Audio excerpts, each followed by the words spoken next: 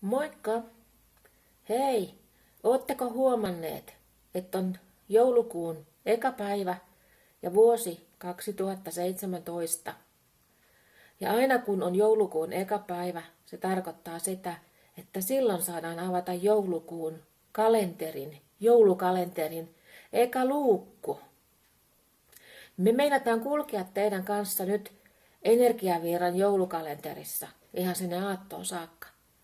Me koitetaan keksiä teille kivoja juttuja. Me ollaan Toivotonttu ja Tiinuskatonttu.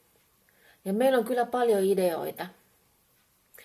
Tää on kurjaa, kun me tultiin tuolta kaukaa pohjoisesta kurkkimaan, että mitä täällä lounaisessa Suomessa varsinkin tapahtuu, niin mehän laitettiin nämä puusukset jalkaan ja kyllä se on mennyt enemmän hiihtämiseksi vedessä. Täällä on niin julmetun märkää.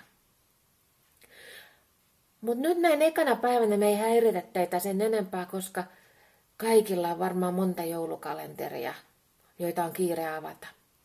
Tämä meidän energiajuttu on ihan omanlaisensa ja uskokaa pois, että joka aamu kun avaatte uuden luukun, sieltä ryöpsähtää kunnon energiasuihku. Saat voimaa, saat virtaa ja siitä se päivä käynnistyy.